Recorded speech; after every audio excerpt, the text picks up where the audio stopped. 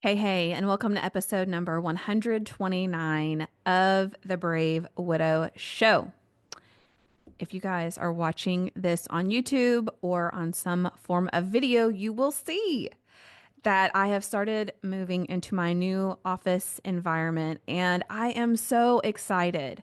Not only for the lighting, which will be much more stable in these videos going forward, but just for the ability to expand, to spread out, to focus, to, as someone said earlier today, just up level the Brave Widow brand and all of the coaching that is happening here. I am so incredibly excited to be able to have dedicated office space. Now, if you're listening to this show in real time, I would like to invite you to our Widow Winter Solstice, which is happening this Thursday evening. So, December 19th from 7 p.m. to 9 p.m. Central Time.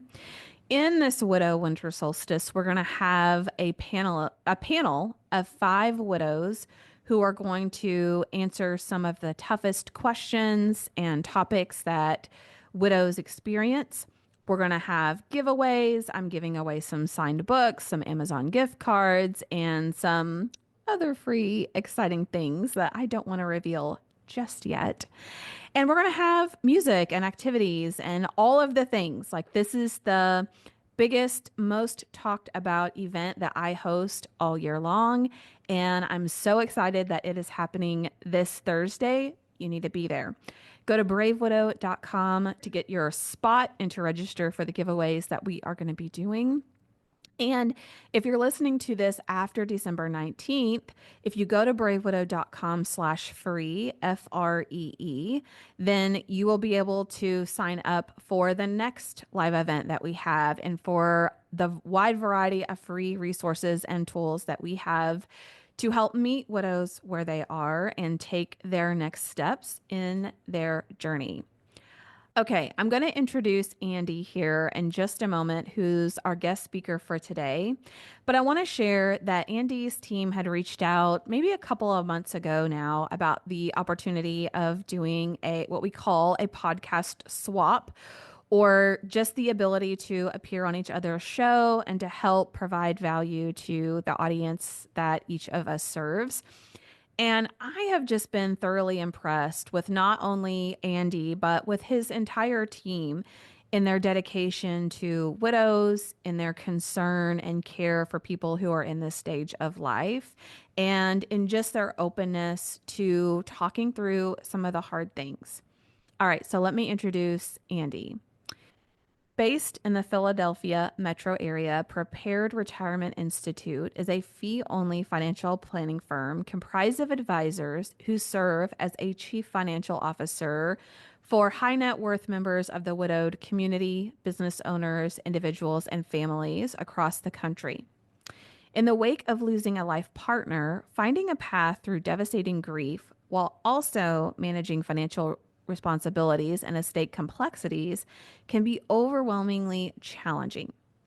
The Widow Empowerment Project podcast is dedicated to helping all members of the widowed community navigate the terrain of their new reality by bringing together a community of guest speakers and library of resources in one centralized location.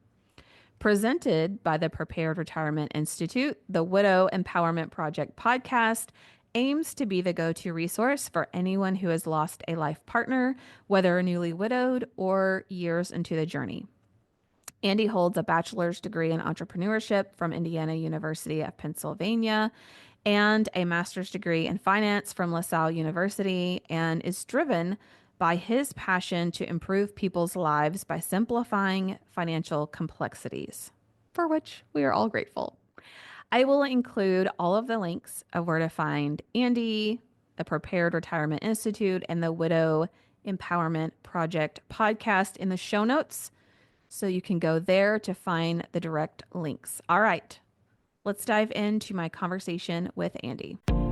Welcome to the Brave Widow Show, where we help widows find hope, heal their heart, and dream again for the future.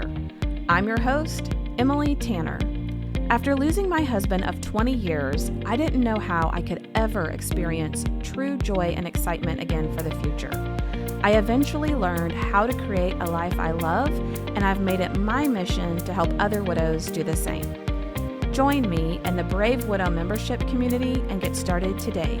Learn more at bravewidow.com. Andy, welcome to the show, and thank you so much for coming. Thank you so much for having me. As you and I have talked in the past about this journey that widows go on, and the amount of work that you do is incredible. But one of the areas that we really like to specialize in is the financial part of the journey, which actually ends up becoming a very large part depending on which phase of life that you're at. So I'm excited to talk through that with you today.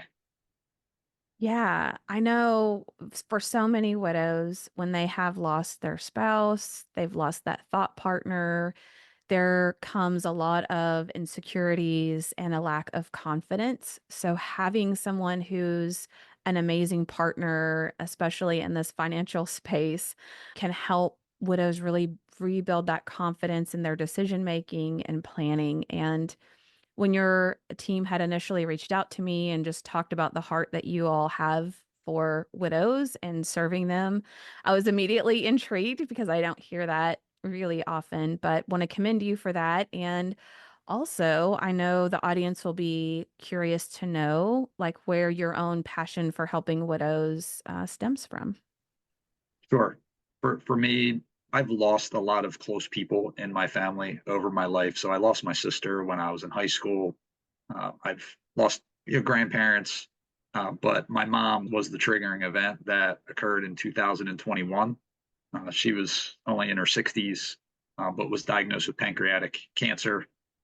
And it was less than a year that I just saw her deteriorate. I was fortunate enough to be able to care for her.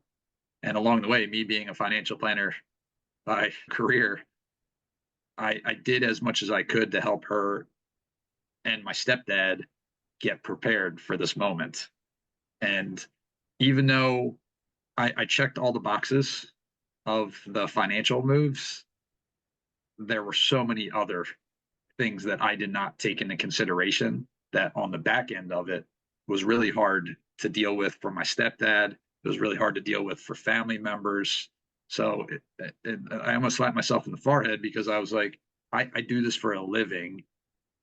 Why is it still this difficult to really get through the full process? Not only be prepared knowing the event is coming, but then afterwards there were so many other things with health insurance and decisions that he had to make, but he was not the financial decision making partner in the relationship. Usually that's I see it's very rare that both spouses are in charge of the main financial decision making.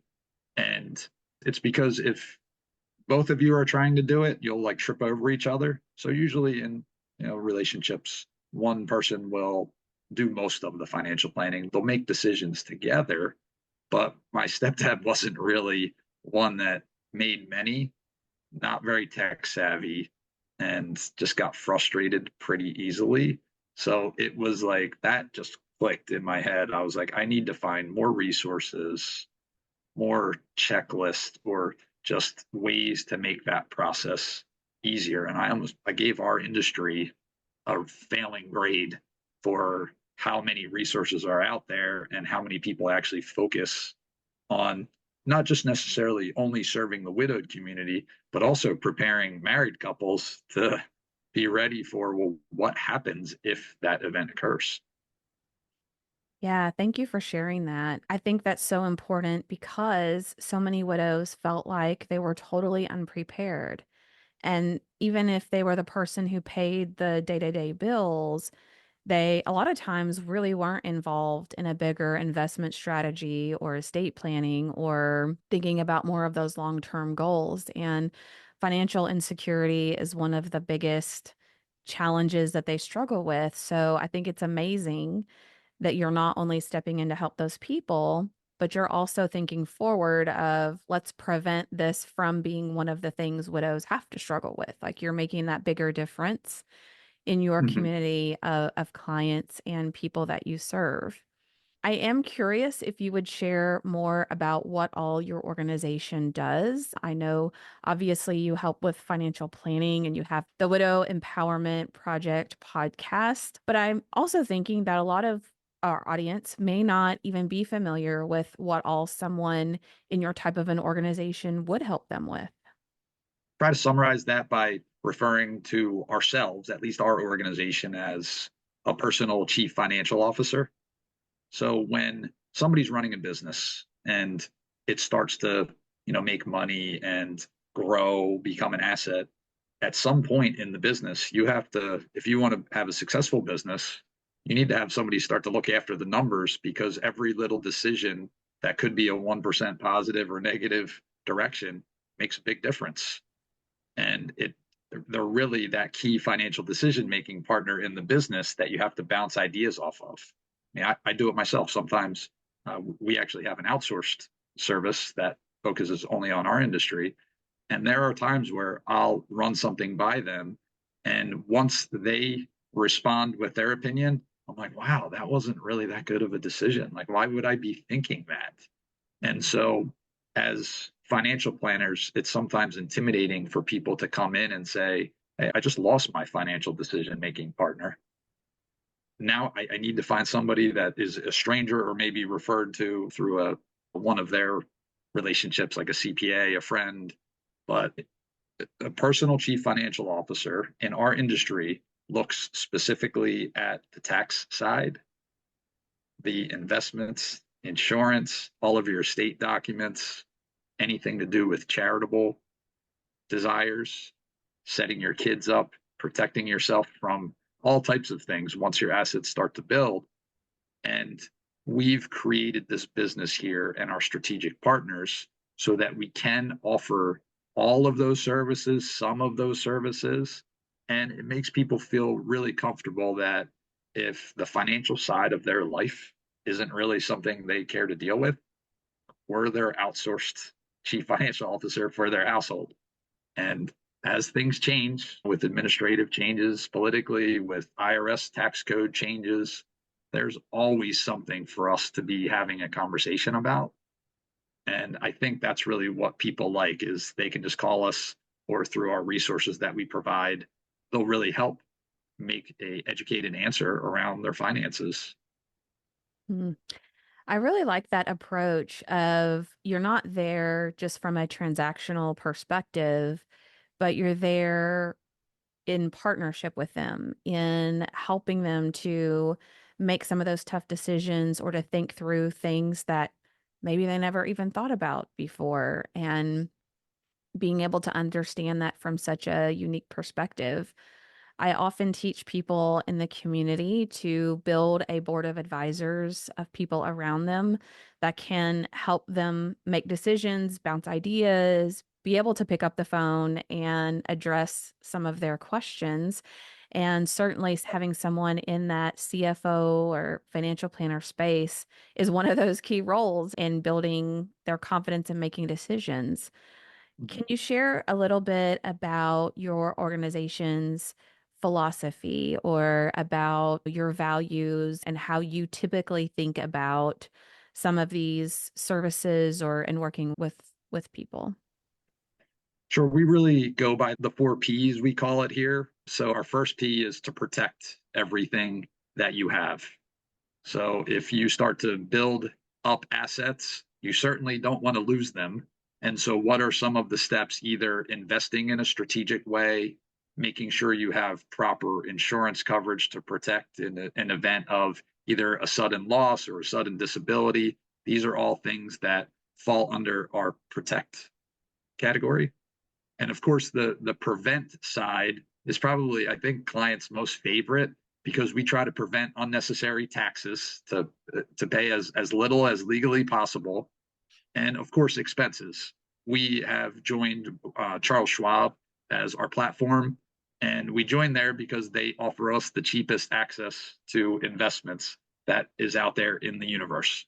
So for us, we're always looking not just by platforms, but even investment types that we don't want to have unnecessary expenses in the portfolio so that it grows faster and you get to what we call working optional sooner than later. And then, of course, the provide is the third P, that once you start to accumulate assets, if I were to have to summarize our industry in a very short, concise way, you're basically, once you start working to the time that you stop, your goal is just to build the mountain of assets that at some point it gets large enough that the income from those investments can last you the rest of your life. So we do extensive work to try to find the best type of investments that provide income, provide stability, all in that category. So that's a big part. And it's more of the most exciting conversations that we're having because people are getting closer to retirement. They're like, hey, I'm not going to have a job anymore. Where's the income going to come from? So that's the third P. And of course, the final P, even in the name of our firm, is to prepare.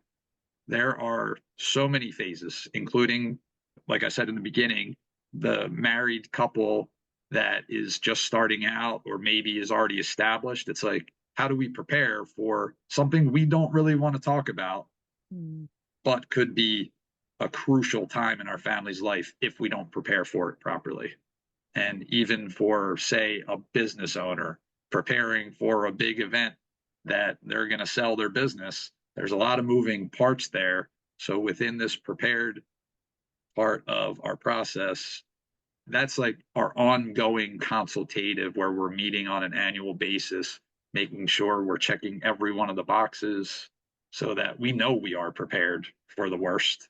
And of course, even preparing for the best as well, which is just an awesome retirement or working optional phase of our lives. Yeah, I really love that. And I just talked to a widow earlier this week who had inherited her husband's business where he was one of the partners. And so she feels, stuck in the situation of, do I remain a partner? What are my options and what do I do? And it sounds like, at least partially, that you'd be able to help her answer some of those questions and understand just different implications based on whether she maintained that or decided to sell off her portion of interest there. I imagine that there are people who are listening or watching that are like, oh my goodness, you're talking about so many things that sound overwhelming. I haven't thought about. I don't even know. Maybe I have some investments or stocks or mutual funds, but I don't even know where to find those. Like they Right. are just feeling somewhat overwhelmed. And could you talk about maybe as you start working with someone who's new or considered a beginner, or maybe they are insecure about even starting this conversation because they feel like they should already have all this together, what your Sure. process is in warmly embracing them into your space? I think that the industry has changed in a very positive manner where it isn't about transactional relationships anymore. Hey, you have a problem, you're trying to send your kids to college, here's a commissionable life insurance product that I'm just going to try to sell you. We're never going to talk again. That is the fear of our industry, is that someone's just going to come in and try to sell them something and they're going to be stuck in it and never really get much consultative advice. So I think that is positive for our industry, that the whole advising world has shifted to this more fiduciary role where we are only acting in the best interest of the client. It's like when they do well, we do well. So if you can tell when you're meeting with someone, I get excited about trying to save taxes for somebody. If I can find, like in your client's um, situation where they're inheriting a business, there would be so many things that we would at least be able to show that if you just keep doing what you're doing, this is how you would be here. But if we implement step number one, step number two, step number three, this is how much higher.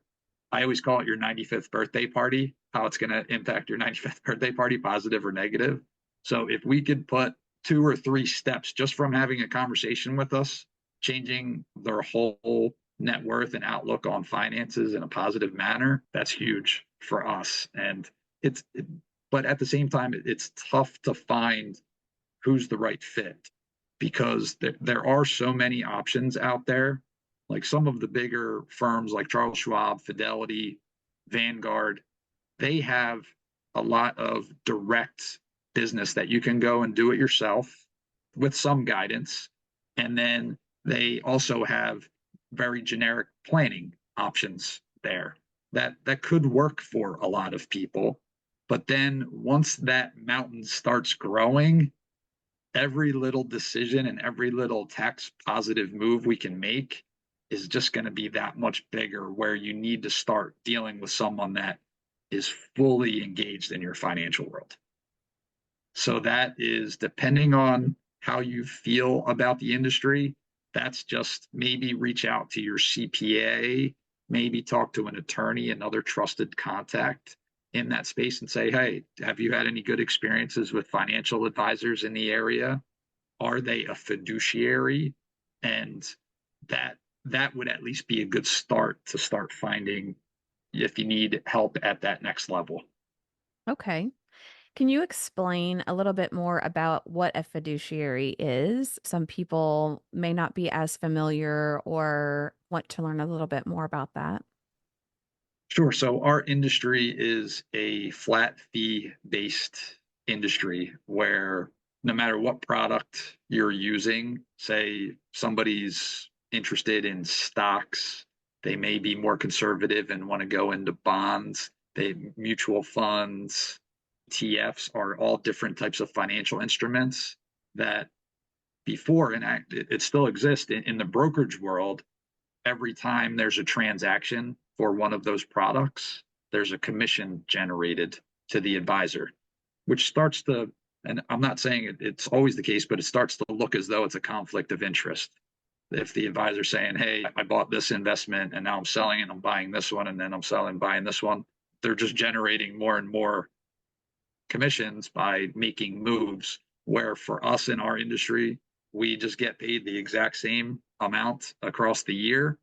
And the phrase that I said, we do better when the clients do better, is if we're charging a 1% fee across a portfolio, if the portfolio goes up, we're certainly going to be doing better as a revenue stream to our business. But if it goes down, then that really hurts. So that's where that first part of the P is it not only important for our clients, but it's important to our firm that we want to make sure we protect all the assets for our clients, because then our compensation as advisors goes down tremendously. And even the last part of fiduciary is it does allow us to touch on all of those other categories I talked about in the beginning, like the tax, the state, insurance, just to be completely consultative across those categories. That's really helpful. As I think about where widows are typically in their journey, they have they're fully aware that they need an estate plan and that they need to line out what would happen in the event that they were to pass, or there needs to be beneficiaries assigned and that sort of thing. And sometimes what we know we should do, we put off doing or we don't do just because, as you said, we don't want to think about it or it's another to do or a task. Could you talk a little bit about your estate planning process or some of the things that you help people really consider and think through as they're thinking about the future? Sure. I think the first question, depending on their beneficiary desires, I usually ask, do you want to see the smile on their face when you hand them the check, or do you prefer to leave it all as a legacy? And there isn't a right answer there. But as you start accumulating assets, if I can give you a very high probability that you're not going to outlive your assets and your 95th birthday party is going to be in the millions of dollars that you'll still have when you turn 95, then you do start having to ask yourself that question as an individual, especially if you're a surviving spouse, because then you're just making sure that you're taking care of yourself, but then what do you want to do with the rest of the assets? Because in certain states and even at the federal level, there are some either inheritance tax issues or estate tax issues that you have to be careful for and take into consideration. So that's step one, is figuring out what do you want to do, hand them the check or leave the legacy. And that's completely up to the client. But one of the main steps that I think is super important for people to go through, at least on maybe a year, every other year basis, is to look at all assets that they have in their name. If you just have it in your own individual name, no beneficiary listed, then that asset, when you pass, is going to go through a probate process. And that is brutal to go through at times because you're already grieving as an executor of an estate or something like that. And it's unnecessary and is usually handled with maybe just filling out one form in a lot of different assets. One of the assets that is a little bit more difficult is a piece of real estate. Keep in mind, certain states have different rules. I'm just quoting Pennsylvania rules here, is that a lot of times it may make sense to retitle your house in the name of a trust because they don't ask you who do you want to name as a beneficiary when you go and buy a piece of real estate. So one way that you can avoid the probate process with real estate is by retitling it in the name of a trust. So just little things like that of titling are super important. Plus, naming beneficiaries on everything. You can go to your bank. A lot of times people will just have a bank married couples, it's just in their joint name. Here, at least in Pennsylvania, you can add a designation called a payable on death account. So it's your joint account. But if something happens to you and your spouse, then it goes to whoever you name, just like in an investment account, naming a beneficiary. So that checkbox is super important, especially with 401ks. If you don't name a beneficiary in a 401k, then that asset will have to just be withdrawn at times for people when it comes to them rather than rolling it into an IRA, triggering a lot of unnecessary taxes. So all of that around the estate planning is we have to first make sure all of that is lined up properly.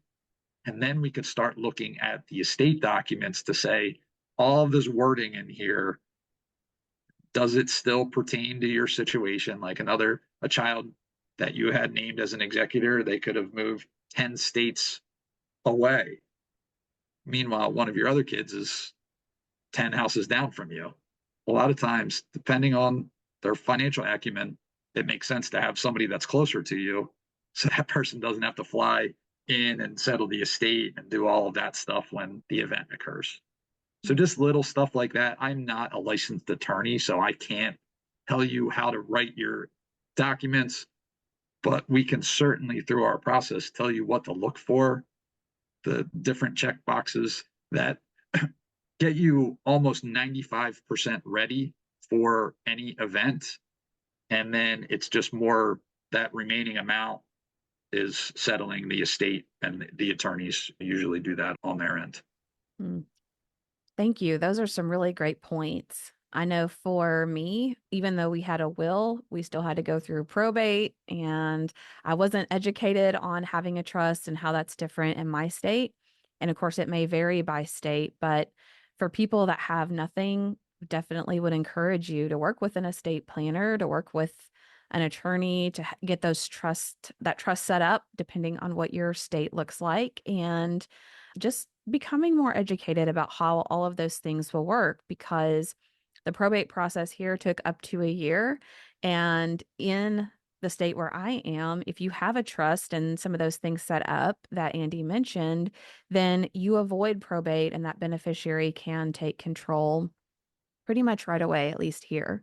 So thank you for sharing that. Andy, if people want to work with you and your team, they want to learn more about you, they want to find that Widow Empowerment Project podcast, what's the best way for them to reach out and connect with you and your team? Sure. The main website for our firm is preparedretirementinstitute.com. And we have all of the scheduling links up there for each one of the advisors here in the office. If you just want to have the free consultation up front to maybe go through some of the items you may have questions on, we don't charge for the initial consultation. And then through all the social media channels, we're on LinkedIn, Facebook, YouTube with the Widow Empowerment Project podcast. You can definitely find us on any of the podcast channels.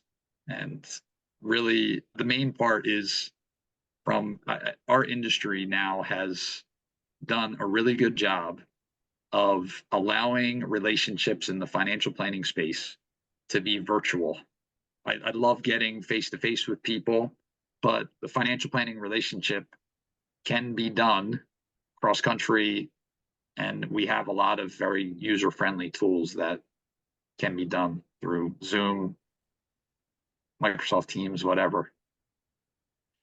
Awesome. I will be sure to share your links and where people can find you in the show notes. So if anyone's like driving, doing other things, you can go back in the show notes and be sure to find that. So, Andy, thank you so much for sharing all of your wisdom and insights with us. It was a pleasure to have you on today.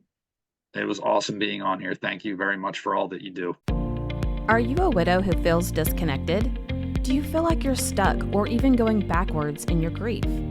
Widowhood can be lonely and isolating, but it doesn't have to be. Join us in the Brave Widow membership community and connect. We teach widows how to find hope, heal their heart, and dream again for the future. Find your purpose and create a life you love today. Go to bravewidow.com to get started.